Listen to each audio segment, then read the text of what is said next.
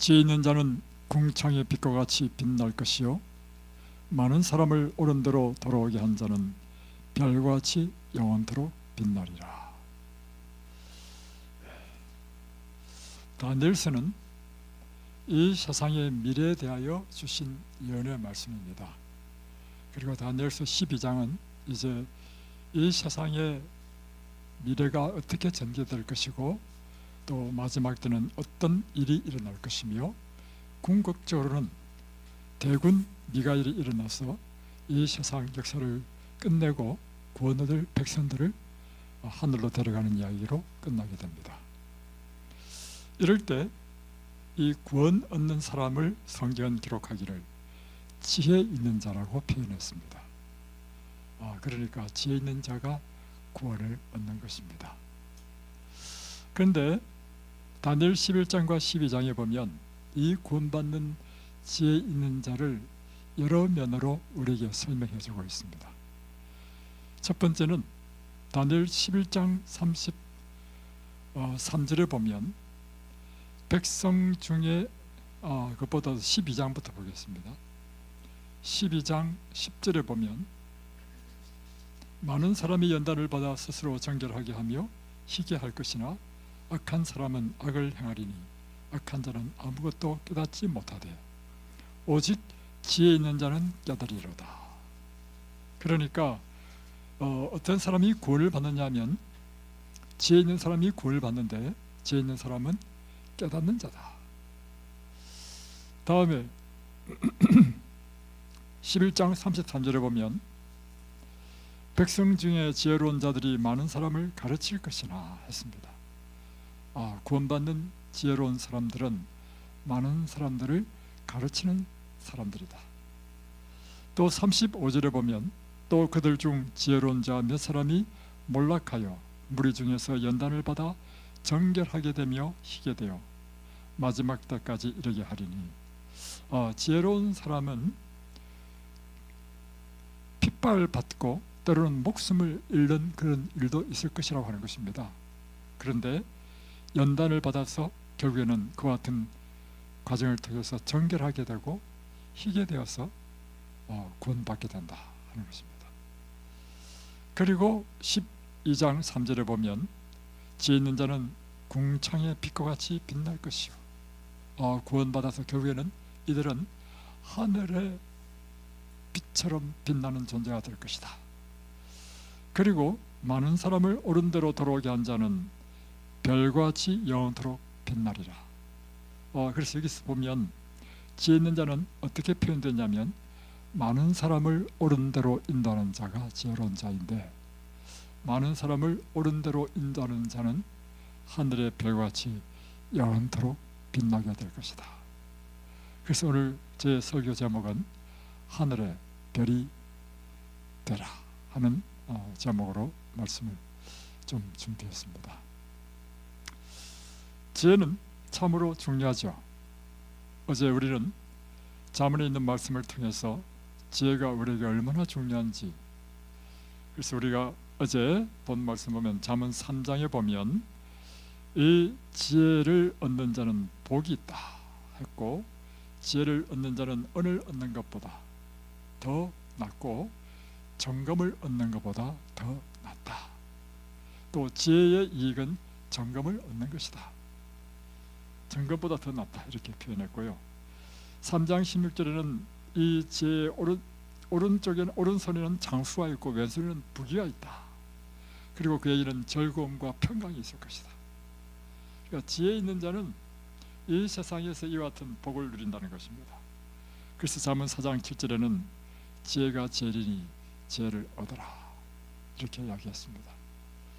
그런데 오늘 다니엘서는 바로 이런 지혜로운 사람이 구원을 얻는다는 것입니다. 그래서 오늘 다니엘 11장과 12장을 통해서 우리가 참된 구원받는 지혜로운 사람이 되는 것을 한번 연구해 보고자 합니다. 첫 번째는 다니엘 12장 10절에 보면 지혜 있는 자는 깨닫는 자라였습니다. 무엇을 깨닫는다는 것일까요?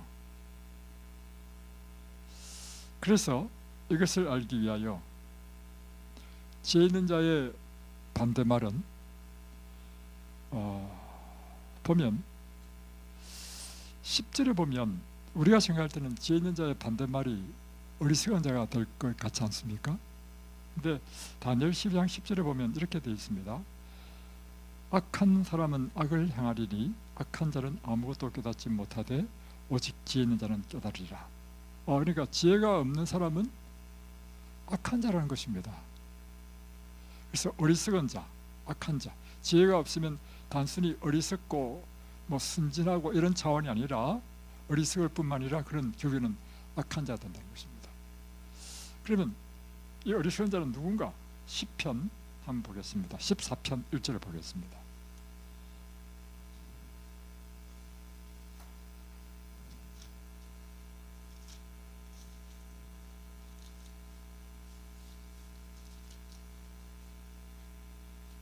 어리석은 자는 그의 마음에 이르기를 하나님이 없다 하는도다. 누가 어리석은 자인가? 그 마음에 이르기를 하나님은 안 계셔. 이건 참으로 어리석다는 것입니다. 그가 그 마음에 하나님이 안 계시면 일어나는 일이 있는데요, 그 사람은 반드시 부패하도록 되어 있습니다. 그래서 어리석은 자, 하나님이 없다는 자가 어리석은데 어리석은 자는 반드시 악한 자가 될 수밖에 없다는 것입니다. 자, 보세요. 어리석은 자는 그의 마음에 이르기를 하나님이 없다는도다. 그들은 부패하고 그 행실이 가증하니 선을 행하는 자가 없도다. 여호와께서 하늘에서 인생을 굽어 살피사 지각이 있어 하나님을 찾는 자가 있는가 보려 하신즉 다 치우쳐 더러운 자가 되고 선을 행하는 자가 없으니 하나도 없도다. 그러니까 여러분, 지혜로운 자는 하나님이 계시다는 것을 깨닫는 사람이 지혜로운 사람입니다. 여러분, 정말 지혜로운 사람은 하나님을 깨닫습니다. 우리 조상들은 비록 성경이 없었지만요, 지혜로운 사람이었습니다. 우리 조상은요, 비록 복음이 전해지기 전부터 무엇을 깨달았냐면, 여러분, 이 세상 만물을 한번 살펴보십시오. 우리에게 주신 이성으로만 생각해도요, 지은 이가 없이 존재할 수 없다는 것입니다. 그래서 우리 조상들은요, 이 천하 만물을 자세히 살펴보니 반드시 지은 분이 계시다. 그래서 조물주라는 분이 계시다는 걸 알았습니다. 그래서 조물주라는 분을 믿었고, 그리고 그들이 비가 안 오고 이럴 때는요, 하늘을 우러러 천지신명께 기도했습니다. 그런데 선교사가 와가지고 성경 가운데 당신이 믿는 그 조물주가 이 세상을 창조하신 하나님이다 하니까 우리 한국 사람이 하나님을 얼마나 잘 믿습니까? 그래서 우리의 이성적으로도 하나님께서 하나님이 계시다는 걸 깨달을 수 있도록 하셨습니다. 그래서 이 천년계가 하나님을 전가하는 것입니다. 이 천하 모든 만물이 하나님이 살아계심을 전가하는 것입니다. 또한 우리 양심이 전가합니다. 여러분, 우리가 죄를 지으면 왜 양심이 찔리죠? 그건 우리의 선악을 분별하시는 분이 계시다는 것이 우리의 무식 가운데 있기 때문입니다. 우리의 선악을 분별하시고 심판하시는 분이 누구십니까? 하나님이 있다는 것을 우리는 우리 무식 가운데 있기 때문에 우리가 하나님을 믿기 전이라 할지라도 우리가 죄를 지으면 이거 불편함을 느끼잖아요. 그래서 죄를 짓는데도 불구하고 불편함을 느끼지 못한다? 이런 사람을 옛날에 뭐라 했냐면 화인 맞은 사람이다. 화인이 뭐냐면 인두 있죠? 인두로 우리 피부를 찢어보십시오. 피부가 인두에 되어버리잖아요. 그러면 무엇이 다 죽어버립니까? 신경이 다 죽어버립니다. 그 다음부터는 무감각해진다는 거예요. 죄에 대하여 무감각해진 사람을 화인 맞았다는 것입니다. 그것은 우리 양심이 하나님을 전가한다는 것입니다. 자, 그래서 지혜 있는 사람은 하나님이 살아계시다는 것을 깨닫고, 또 무엇을 깨닫느냐 하면 지혜 있는 사람은 진리가 무엇인지를 깨닫는 사람이 지혜 있는 사람입니다. 단순히 하나님이 계시다 그 인정하는 것, 그건 지혜롭지 못합니다. 성경에서 말하는 지혜로운 자는요, 진리가 무엇인지를 깨달아서 그 진리가 자신을 구원에 이르게 한 사람이 참된 지혜 있는 사람이 되는 것입니다. 그러면 여러분에게 질문하겠습니다. 진리가 무엇입니까?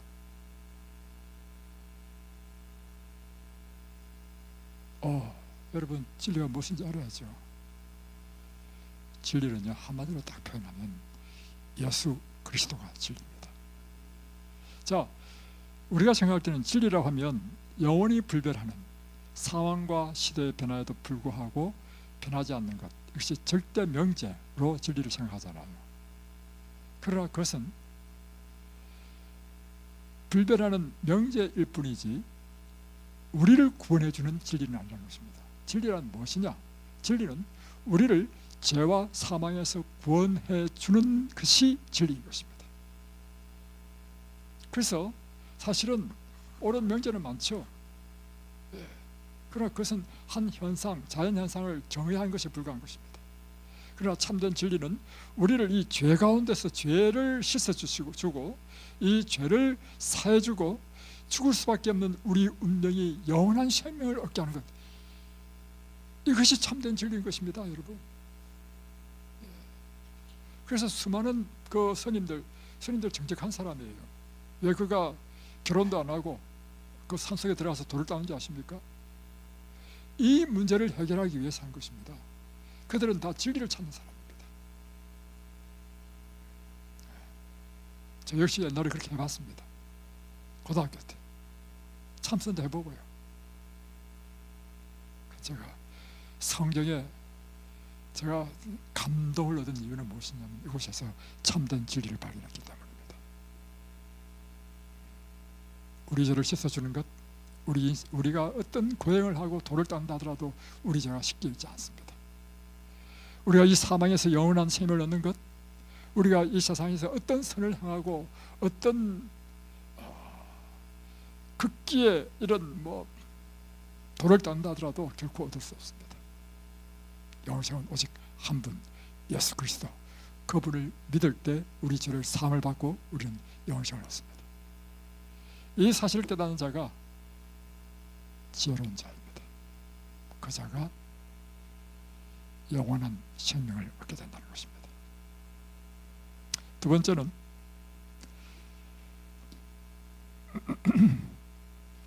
다니엘 11장 33절에 보면 지혜로운 자들은 많은 사람을 가르칠 것이다 했습니다.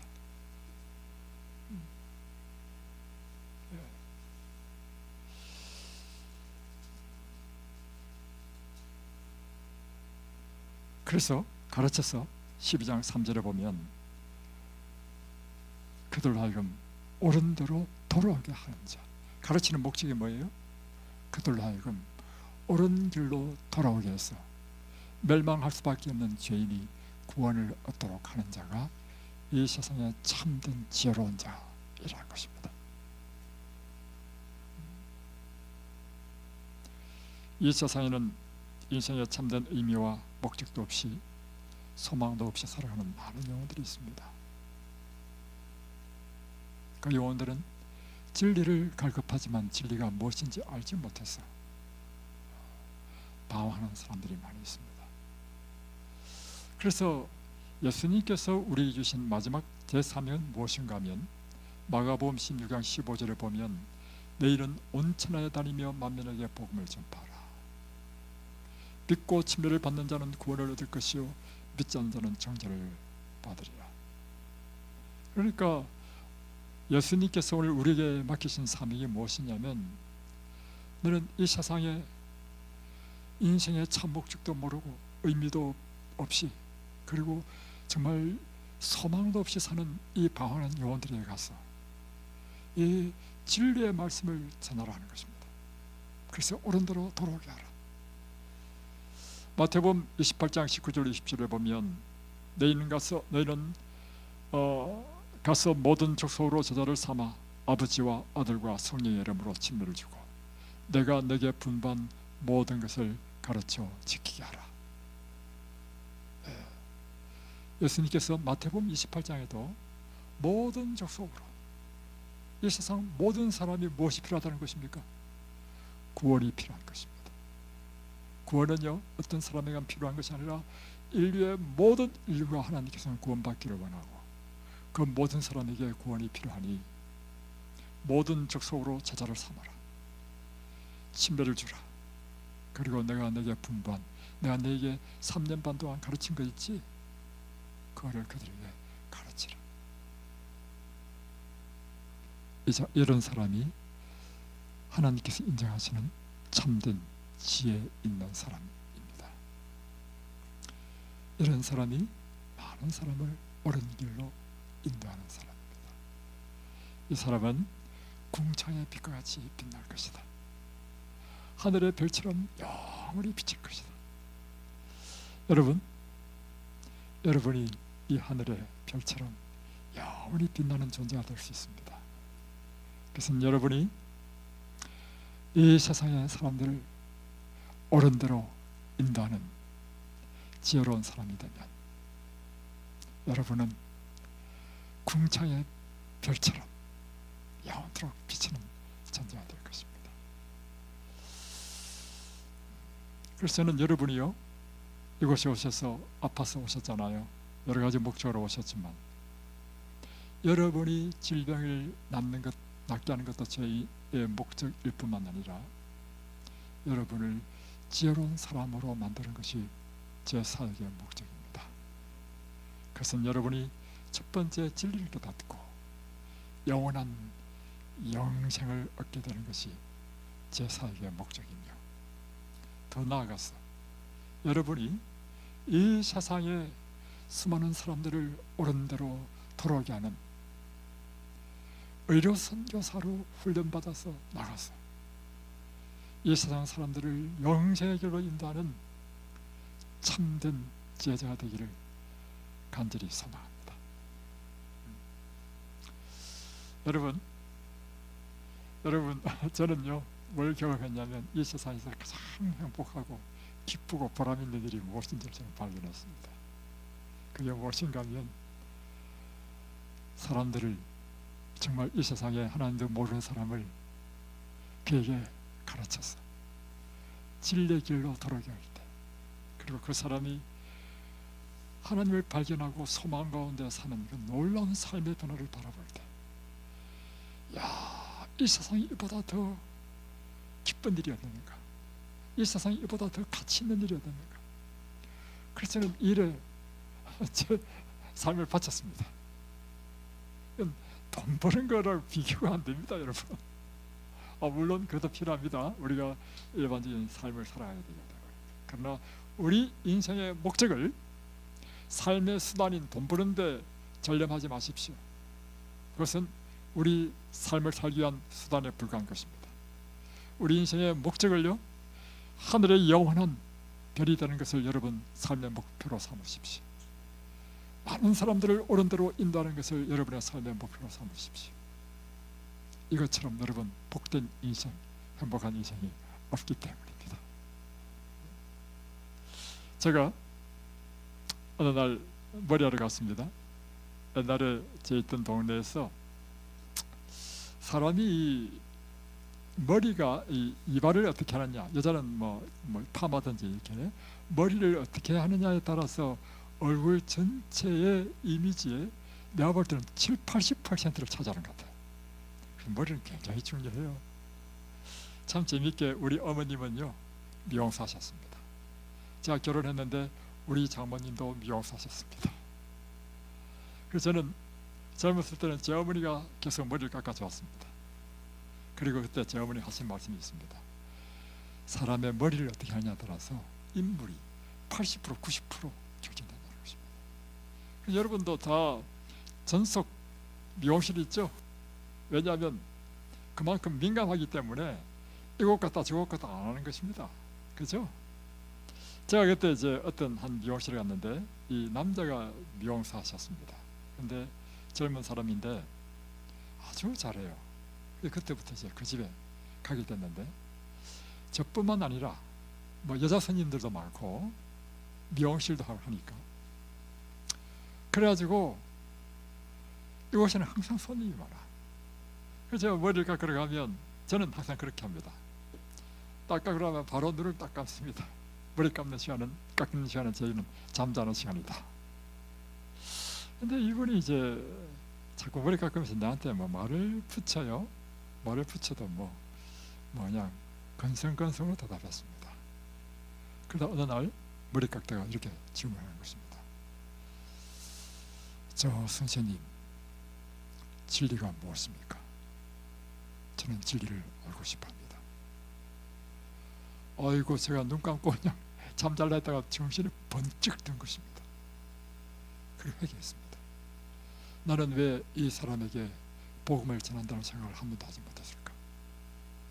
그래가지고 제가 이야기했죠. 인생의 목적이 무엇인지, 인생의 의미가 무엇인지. 근데 그 짧은 시간에 다 이야기 못하잖아요. 그래서 당신 아무리 바빠도 휴무하는 날이 있지 않냐고. 무슨 요리 휴무한데? 그러면 그날에 우리 집으로 내가 초대할 테니까 우리 집으로 오라고. 이 사람이 알고 보니까 책을 엄청 읽더라고. 읽은 사람이더라고. 인생의 참된 의미를 발견하기 위하여. 그러니까 아는 게 많아.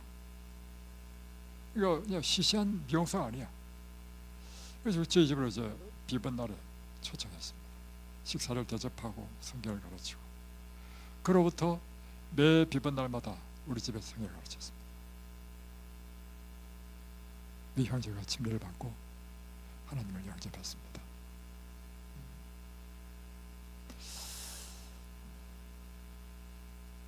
정말 어른들을 인도한 거죠.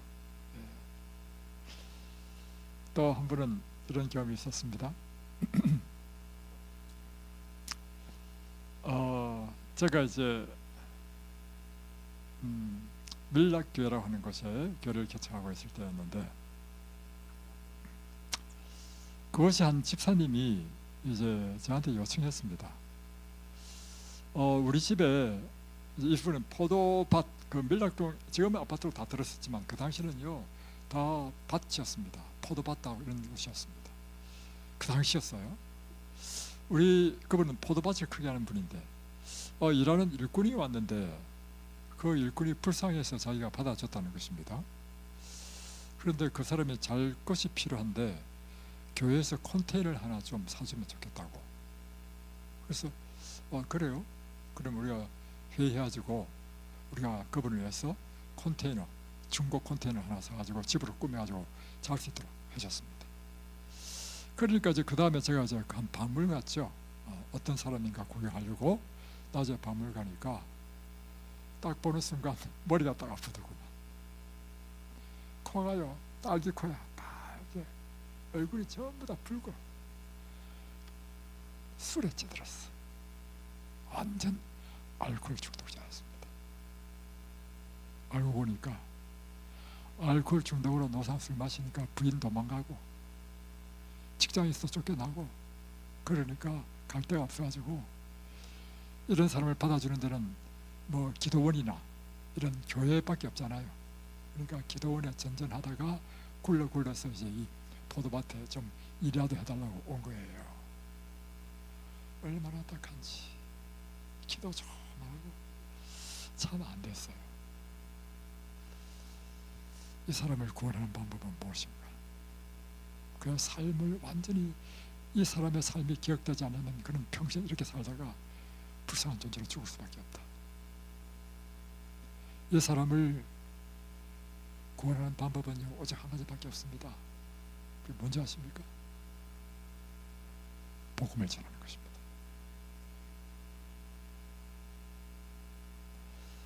그래서 이제 낮에 가니까, 낮에는 일을 해야 되니까 성경 가르칠 시간이 없고, 그래서 제가 또 어느 날 저녁에 갔습니다. 저녁 식사하고 나서 저녁에는 이제 일이 다 끝날 거니까. 저녁에도 없어요. 없는 이유가 뭐냐면 술 마시러 나간 것입니다. 제가 집에서 그런 마음을 하나님께서 내 마음에 주신 것 같아요. 왜냐하면 우리 마음에 이렇게 간절한 마음이 일어나고 하는 것은요, 성령께서 감동시키기 때문에 하는 것이죠. 우리는 다 죄인입니다. 우리는 그런 동정심이 없어요. 하나님께서 그렇게 그 마음을 주니까 그 사람이 그렇게 불쌍하고 어떻게 하면 구원을 할 수 있을까 생각이 든단 말이에요. 그래서 새벽에 기도를 간절히 하게 됐는데, 기도하다 보니까 아이디어가 떠올랐어. 이렇게 하면 되겠다. 새벽에 가면 일하기 전이고, 이제 저녁이 아니니까 술도 이제 다 마시고 끝났을 것이고, 새벽에 가가지고 그 사람을 깨워가지고 성경을 가르쳐야 되겠다. 그래가지고 새벽 5시 반에 차를 타고 갔습니다. 가가지고 그 컨테이너 막 물을 막 두드렸어요. 이 사람은 지금 술이 취해가지고 막 잠이 들어있는데 막 두드리니까 막 화를 팍, 인상을 팍 찡그린 얼굴로 눈물을 탁 여는 거예요. 그러니까 저거되죠. 인상을 팍 찡그려, 왜 오시냐고. 그래서 내가 좀 들어가야 되겠다. 딱 들어가가지고 딱 앉았어. 팬티만 입고 자고 있더라고. 팬티 입은처럼 앉혀놨고. 그런 마음을 주실 것 같아. 당신 이대로 살면 당신 인생은 희망이 없다. 당신은 완전히 거듭나야 된다.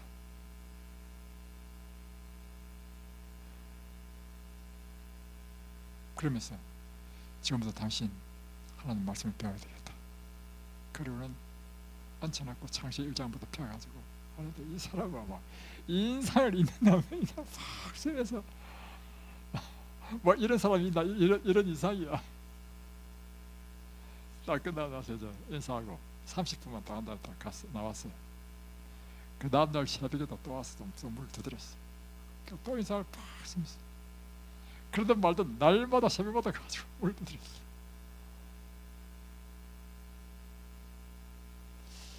그래서 하여튼 여차치해서 교회에 나오게 되고 침례를 받았습니다. 그리고 나는 이제 분당으로 또 교회를 개척한다고 분당으로 가게 됐습니다.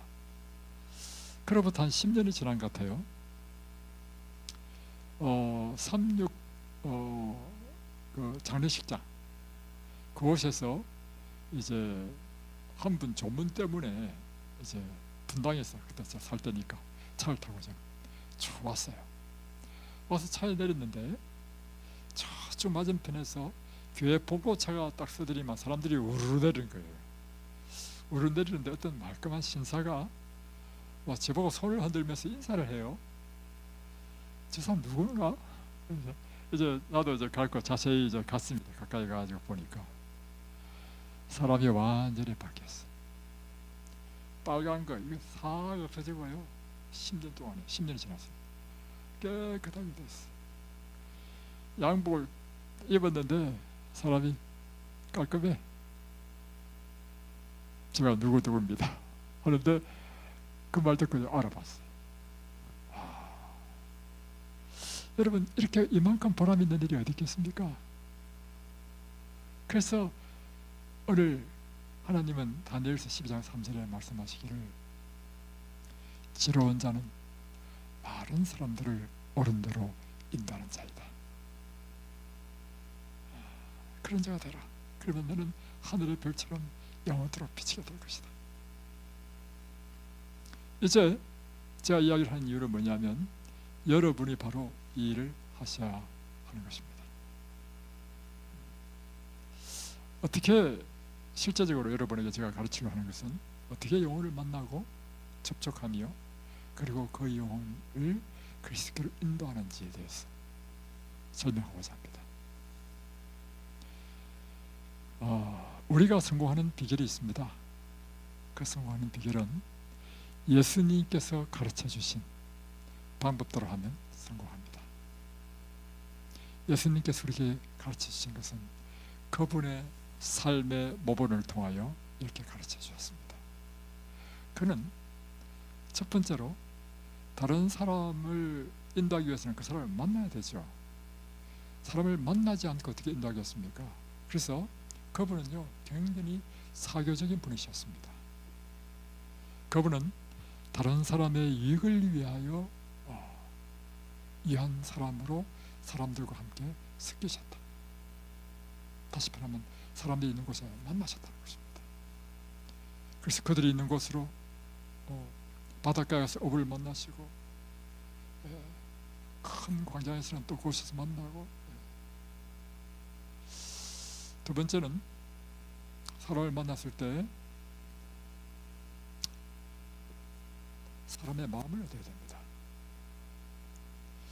사람의 마음을 얻는 방법이 무엇이지요? 어떻게 하면 여러분 사람의 마음을 얻을 수 있습니까? 사람의 마음을 얻는 방법은요, 그 사람을 사랑하면, 사랑은 반드시 사랑을 낳게 됩니다. 사랑이 무엇인가? 그 사람을 동정하고 그 사람의 이익을 위하여 생각하고 친절히 향하고 따뜻하게 대하고, 그리고 진정한 사랑은 그 사람의 필요를 따라 도와주는 것, 이게 사랑하는 것입니다. 여러분, 말로만 그거 여러분 안 됩니다. 여러분, 실제로 필요가 있으면 그 필요를 돕는 것입니다. 사람은 반드시 법칙이 있는데요, 사랑은 사랑을 낳게 됩니다. 사람이 이처럼 따뜻한 사랑을 받고 그리고 도움을 받고 하면, 도움을 주는 사람 싫어하는 사람 누가 있습니까? 그 사람을 좋아하게 되죠. 그 사람에 대해서 마음의 문이 열리죠. 그럴 때 해야 될 일이 무엇인가 하면 그 사람에게 하나님의 말씀을 가르쳐야 되는 것입니다. 결국에는 여러분, 말씀을 가르치지 않고 좋은 관계로만 관계를 맺었다, 이거요 그리스도로 인도되지 않으면 다 꽝입니다. 그냥 그는 제 가운데 살다가 좋은 이웃을 만났다, 그럼 끝이야. 그러나 그에게, 그래서 여러분, 우리의 삶에는요 분명 목적이 있어야 됩니다. 사람을 사귀는 것도요 그냥 좋은 친구로만 사귄다, 그거 사람 구원받지 못합니다. 어떤 분명 목적을 갖고 있어야 되냐면 이 영혼을 그리스도로 인도하겠다는 분명 목적이 있어야 돼요. 이 방법으로 여러분이 사람을 만나고 접촉해야 되는 것입니다. 이제 저와 사실 젊었을 때 한 20년 동안이나 함께 전도를 같이 했던 전도 파트너 집사님이 계셨습니다. 저보다 10년 더 많으시니까 지금은 연세가 많으셔서 지금 이제 활동적으로 일을 못 하시지만, 젊었을 때부터 정말 아주 열심히 함께 교회를 개척하고 함께 영혼을 구원하는 집사님이 계셨습니다. 여러분, 영혼들을 계속해서 이렇게 그리스도로 인도하는 걸 훈련하다 보면요 이게 몸에 딱 뱄니다. 몸에 배게 되면 사람을 딱 만나면, 여러분 이런 사람 있잖아요. 저는 사교성이 없습니다. 사교성이요, 여러분의 마음에요 하나님의 말씀이 들어가 보십시오. 마음에 불이 붙어 가지고요 내 선천적인 내 성적이다, 사교성이 없다, 다 깨져 버립니다. 다 불타버립니다. 또 어떤 사람 이런 말 하죠. 나는 말주변이 없어서 나는 잘 못 가르친다, 지식이 없어서 못 가르친다. 이것도요 다 거짓말입니다. 왜냐하면 사람은요 속에 꽉 들은 것은 반드시 입으로 나오도록 되어 있습니다. 그 이야기는 내 속에 든 것이 없다는 것입니다. 만약에 여러분이요 정말 분명한 인생의 목적을 가지고 하나님의 말씀을 집중적으로 연구하면, 사람만 만나면 내 속에 있는 것이 나올 수밖에 없어요. 이게 원리인 것입니다. 어제 저 차한테 이야기 들었는데 저녁에 여미 지사님이 이 중에 한 분을 붙잡고 막 전도했다 하더라고. 근데 그 말 듣고 내가 딱 느낀 그것입니다. 그렇지. 왜냐하면 그분은요 그 속에 꽉 차 있는 것이 뭐만 들리냐면 하나님의 말씀만 꽉 차 있어. 그러니 자기 속에 꽉 차 있는 것이 자연히 나올 수밖에 없는 거예요. 그러니까 그게 원리입니다. 그래서 이 전도를 많이 한 사람은 사람을 딱 만나잖아요. 만나면 첫 번째는 이 사람의 필요가 무엇인가, 우리 생각 구조 자체가, 저는 그래요. 딱 만나면 이 사람의 필요가 무엇일까? 그걸 먼저 생각하게 돼. 나는 그걸 어떻게 도와줄 수 있을까? 그리고요, 전도를 많이 한 사람은요, 항상 뭐만 보느냐면 상대방의 장점만 봅니다.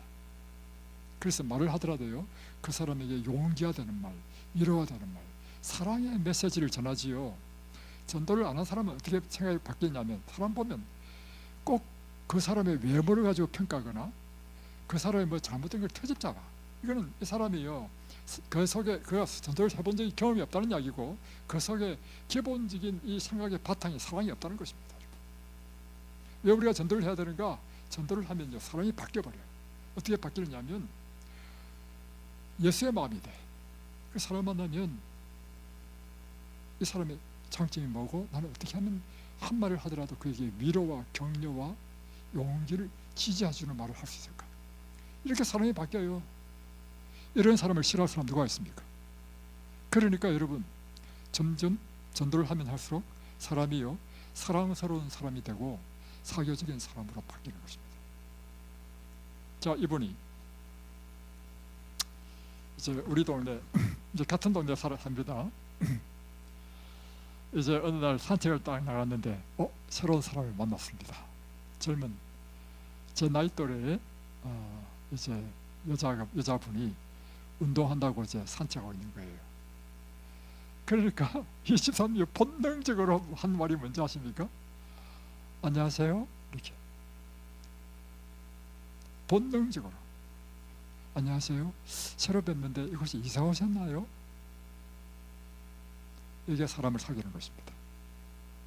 그러니까 이 사람은 이제 새로 이사 와가지고 이제 뭐 친구도 없고 이런 차에 누가 이 동네 사람이 말 붙여주니까 얼마나 고맙겠어요. 그러니까 예, 저 새로 이사 왔습니다. 어디 사시나요? 지금 운동 나왔는가 보네요 하면서, 그러면 저하고 같이 운동하십시다 하면서 산책하면서 그 사람에 대한 이야기를 쭉 다 듣는 거야. 그리고 인사하고 전화번호 서로 주고받고 이렇게 가지고 사귀기 시작하다가 어느 날 우리 기왕이면 이제 우리 집에 가서 차 한 잔 드시고 가시라고. 그래서 자기 집으로 초청해가지고 이제 차 한 잔씩 마시면서 이야기하고 해보니까 그 사람의 이야기가 쫙 나오는 거예요. 이 사람이 유치원을 한 원장이었는데 폐암인가 걸려가지고 이제 유치원 그만두고 좀 항암 치료였는지 잘 모르겠습니다. 수술 다 했겠죠. 하고 나서 이제 공기 좋은 곳에 가서 유학한다고, 우리 동네가 저 크락시 보호구역 광릉수목원 뒤쪽이란 말이에요. 그러니까 이제 이곳에 이제 이사 온 것입니다. 그래서 다음에 또 이제 그들 점점 더 친해지잖아요. 우리 집에서 국수를 끓이려 하는데 같이 국수 드십시다 하니까 이 사람도 이제 신난 거야. 보니까 사람도 좋고, 그죠? 그래서 와가지고 또 국수 함께 먹으면서 또 사귀고 하다가 중요한 결정적인 걸 던져야 됩니다. 우리 동네에 성경을 잘 가르치는 분이 계시는데 성경 공부 한번 해보시라고. 그러니까 지금 마음의 문이 확 열린 상태에서 이 거절을 할 수 있는 상황이 못 되는 거야. 그래서 뭐 한번 해보죠 이렇게 된 거야. 그래서 했는데 사실 이분이 마음에 쓱 내키지는 않았다는 것입니다. 왜냐하면 하여튼 그 이유는 생략하고, 이제 쓱 내키지 않은 상태에서 약간 불안한 마음으로 이제 성경 공부를 또 다른 거니까 딱 앉은 거예요. 그래서 성경을 딱 가르쳤습니다. 눈빛이 반짝 빛났어. 그러면 되는 거예요. 그러니까 그 다음 날에는 내 딸과 함께 와야 되겠습니다. 딸을 데리고 왔어. 그때부터 쫙 해가지고 딸과 이 엄마가 침을 받고 교인이 됐습니다. 그 이후에 이분은, 저는 그 당시에 분당에서 교회를 개척하고 분당에서 이제 목회를 했기 때문에 침례는 분당까지 데리고 와서 이제 침례를 받고 했지만 거리가 너무 멀잖아요. 그 환자를 그 멀리 어떻게 매한실마다 데리고 다닙니까? 그러니까 가까운 교회로 이제 다니면서 시어머니 전도했죠. 먼저 남편부터 전도했다. 남편 전도했죠. 시어머니 전도했죠. 아들 했죠. 다음에 또 딸은 또 결혼해서 또 사위, 다 믿는 사람으로 완전히 그 집 전체가 다 얼마나 행복해하는지. 지금은요, 이 사람은 재력이 좀 있는 분이라 자기 그 전원에 이제 그것도 집을 하나 샀어요. 산 것은 교회 사업에 반은 쓰고 반은 딸이 살도록 하고 교회에 아주 헌신적인 일꾼이 되었습니다. 여러분, 여러분이 의료 선교사라서 준비해야 될 게 있습니다. 첫 번째는 여러분이 준비해야 될 것은요, 다른 사람을 만나면 전할 기별이 있어야 됩니다. 여러분에게는 가장 강력한 장점이 있는데요, 여러분이 아팠다는 것입니다. 그래서 여러분에게는 어떤 사람에게는 가장 와닿느냐면, 아픈 사람에게는, 여러분에게는 가장 매력적인 사람이 되는 것입니다. 내가 아팠다가 나았다. 그러면 어떻게 해서 나았는데 될 거 아니에요. 그러면 본인이 끌려와. 여러분이 다른 어떤 사람보다도 더 장점이 있습니다. 그래서 여러분, 첫 번째, 이곳에서 건강생활과 하나님을 믿는 믿음으로 완치를 경험해야 돼. 두 번째, 이곳에 있으면서 목적 있는 삶을 사십시오. 다시 변하면 영혼을 만날 때 그 영혼에게 줄 메시지가 있어야 돼. 첫 번째, 여러분이 준비해야 될 것은 무엇이냐면, 건강생활의 지혜 1권, 2권, 좋은 음식, 올바른 식사, 절제생활, 이와 같은 건강생활 원칙에 대한 것을 이곳에서 교육받잖아요. 그것을 확실하게 여러분의 것으로 만드셔야 됩니다. 여러분이 다른 사람에게 그것을 가르쳐 줄 수 있도록. 세 번째는, 이제 여러분이 세상에 나가면 사람들을 만나는데요, 아픈 사람을 위해서 봉사하십시오. 아픈 사람 세상 많습니다. 여러분, 그건 뭐 어려울 거 없습니다. 그냥 여러분이 이제 밖에 나가서도 이제 건강을 위해서 등산할 거 아닙니까? 뭐 운동할 거 아닙니까? 운동하러 나온 사람의 대부분은 다 아픈 사람이에요.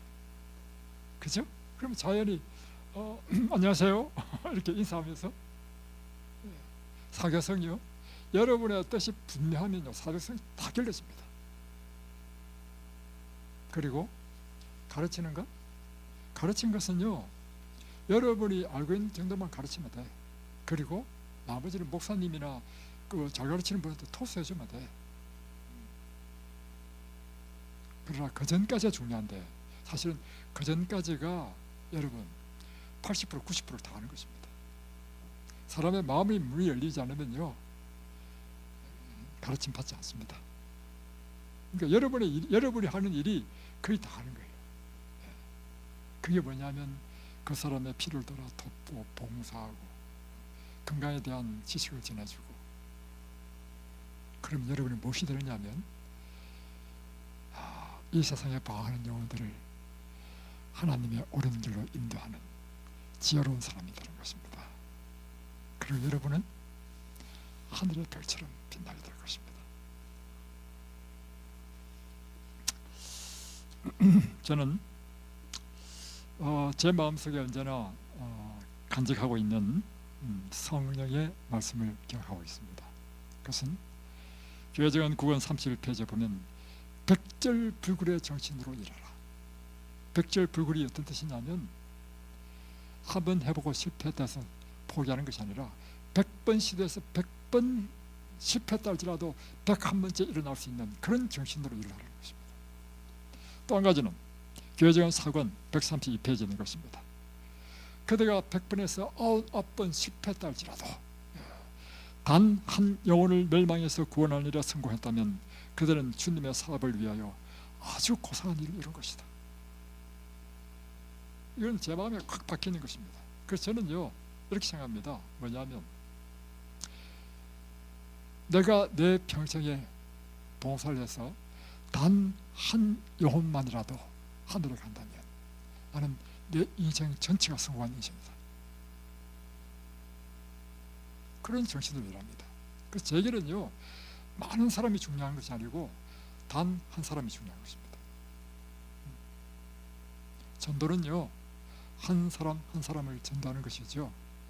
여러분이 생각하는 것처럼 뭐 베드로가 외치니까 3,000명 회개하고 그걸 꿈꾸는데요, 그것은 특별한 때에만 일어나는 것입니다.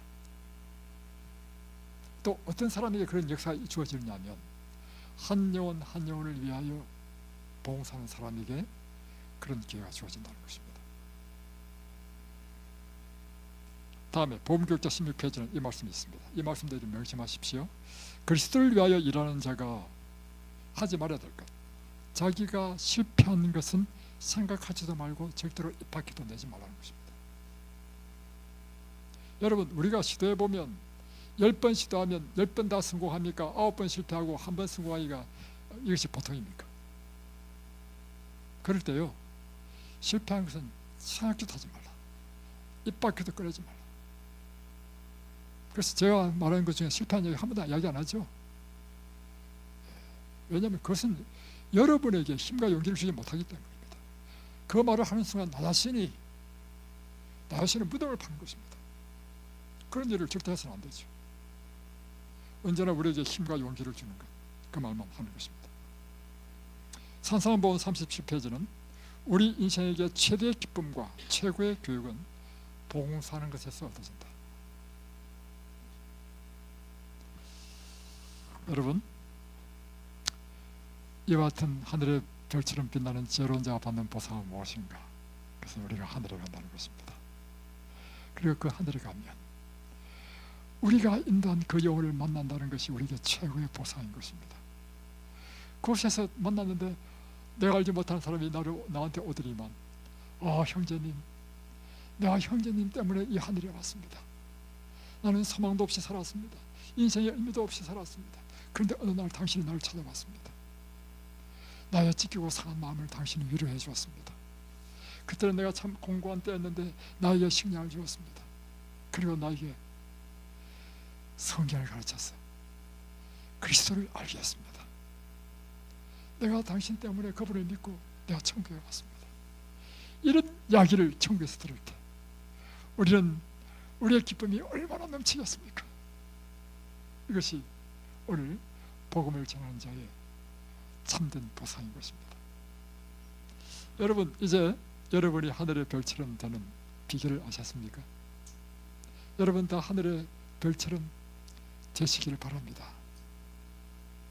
우리 모두가 다 하늘에서 그 영원토록 비치는 빛나는 별이 되기를 바라며 기도하겠습니다.